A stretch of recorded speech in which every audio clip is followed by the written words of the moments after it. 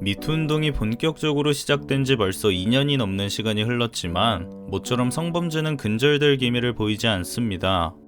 성범죄는 수법도 참 다양합니다만 오늘은 그중 가장 악질인 그루밍 성범죄에 대해 이야기해볼까 합니다.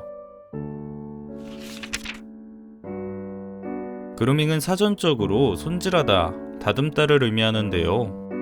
그루밍 성범죄란 이러한 그루밍의 뜻을 착안한 용어로 가해자가 피해자와 친분을 형성한 후 성범죄를 저지르는 것을 의미합니다. 보통 성에 대한 인식이 비교적 떨어지는 아동이나 청소년이 주 피해자지만 최근에는 나이와 상관없이 피해자가 발생하고 있어 큰 사회적 이슈로 대두되고 있죠. 그루밍 성범죄는 크게 다음과 같은 6가지의 단계를 걸쳐 진행되는데요. 가해자는 이렇게 피해자에게 신뢰를 얻고 피해자가 원하는 욕구를 채워준 뒤 피해자를 고립시켜 오로지 자신에게 의지하도록 만듭니다. 그리고 그 관계를 성적으로 만들고 피해자를 통제하며 길들이죠. 가해자는 피해자를 길들이는 과정에서 피해자가 처한 상황이나 심리를 이용하는데요. 대개 심리적 불안을 겪고 있거나 어린 시절 학대나 폭력을 경험한 사람들이 그루밍 성범죄의 타겟이 될 가능성이 높습니다. 그들이 가지고 있는 약점이나 심리적 불안감을 가해자에게 하나둘 털어놓다가 무의식적으로 가해자에게 의존하게 되는 것이죠. 이러한 현상을 심리학에선 전이현상이라고 부르는데요.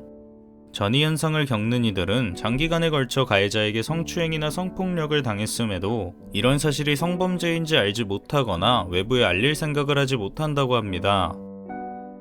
그루밍 성범죄는 가해자를 처벌하기도 상당히 까다롭습니다.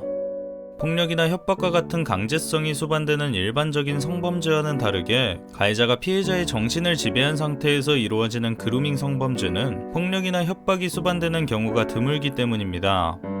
만약 피해자가 피해 사실을 인지하더라도 사랑을 운운하며 회유하고 입을 막아버리죠. 실제로 가해자들은 법정에서 그들의 범죄를 연인 사이의 일일 뿐이라며 무고를 주장하는데요.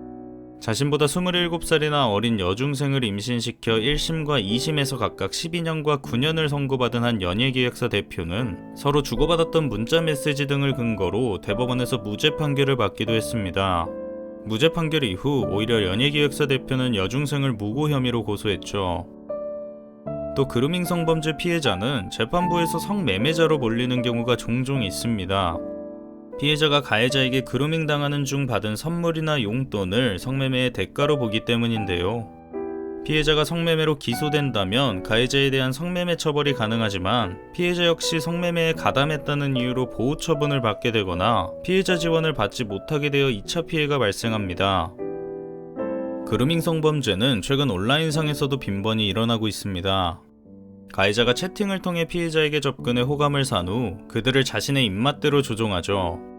서로 음란한 대화를 나누거나 음란한 사진을 얻어내는 식입니다. N번방에 떠돌았던 많은 음란물의 대부분이 그루밍 성범죄에 의한 것으로 알려져 있죠. 한편 더불어민주당 신창현 전 의원이 작년 대표 발의했던 그루밍 성범죄를 가중처벌하는 의료법 일부 개정안은 본회의를 통과하지 못하고 계류 중인 상태입니다. 하지만 이 법안이 통과된다고 해도 특정 직군에만 한정돼 그루밍 성범죄를 실질적으로 예방할 수 있을지는 미지수인데요.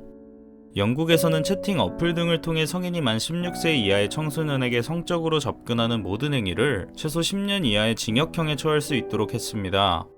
실제로 만나지 않고 온라인상으로 성관계를 제한하기만 해도 영국에서는 처벌을 받게 됩니다. 요즘 세상 흉흉하고 참 무섭습니다. 성범죄 관련 기사를 볼 때마다 딸 키우기 참 무서운 세상이라는 걸 새삼 느끼게 되네요. 아무쪼록 여러분들 몸조리 잘하시길 바라겠습니다.